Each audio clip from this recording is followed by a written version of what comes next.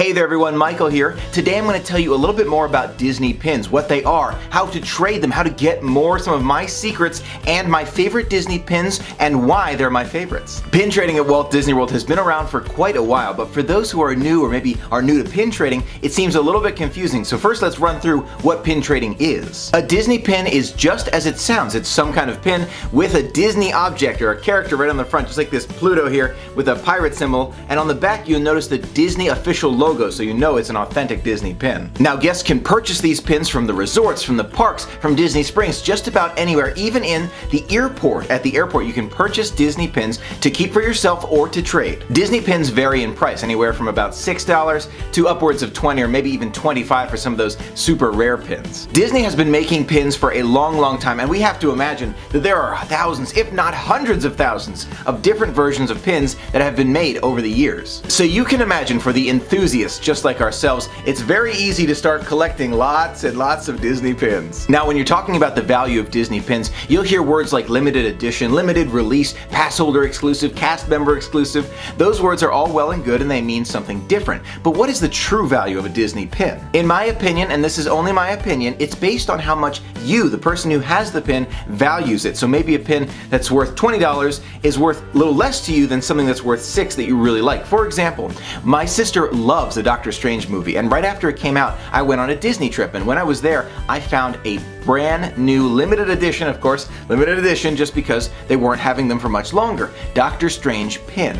And when I saw it, I knew she would love it, but maybe it cost maybe $12 compared to a Tinkerbell one that I could have gotten for $20. Now, if I had chosen the Tinkerbell one, yes, it has more monetary value, but my sister loves that movie and she loved the pin. So to me, and this is only, again, my opinion, I value the pin based on how much I like it. Now, when it comes to special events at Walt Disney World, you'll find all sorts of different pins, limited edition, pass holder release, all these great pins, and they are fantastic, and you know I collect them because I do love them. Now, I have hundreds of pins. I do love them and love collecting them. They look great. I admire them whenever I get a chance, but my all-time favorite pin that I have ever gotten and value the most is this one. Now, you might be thinking when you first see it, Michael, this pin is so old, it's scratched up, nothing super special, but I don't know if you can make out on the bottom there, it says Best Brother right on the bottom right there. Now, this pin is very old. My brother and sister, when we were very young, pooled their money together to get me this pin. When we were, I don't know how old I was, maybe I was 12 years old. They were younger. I'm the oldest.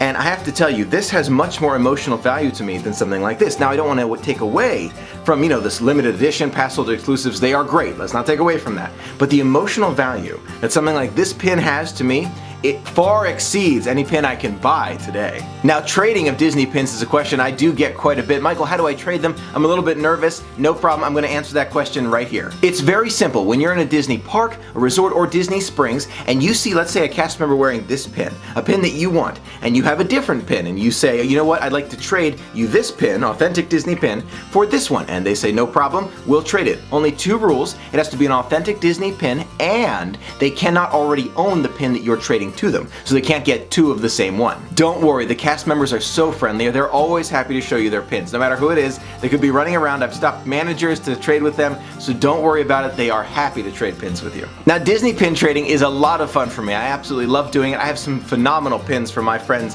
that they sent me here, which I really appreciate. Now, there is a side note to pin trading. Trading with cast members, very easy to do, and they are required to trade with you as long as you're giving them an authentic Disney pin and they don't already have it. But you have the opportunity as well to trade with guests. If you decide to trade with a guest, use some pretty extreme caution. When you're trading with a cast member, you're pretty reassured that the pin you're getting, authentic Disney pin, everything's okay. With a guest, there is no real reassurance. Now, I'm giving you all this information about trading with guests just as a side note. I want you to know that I never and probably will never trade with a guest at Walt Disney World, just because of security purposes, and I want to make sure the pins are authentic.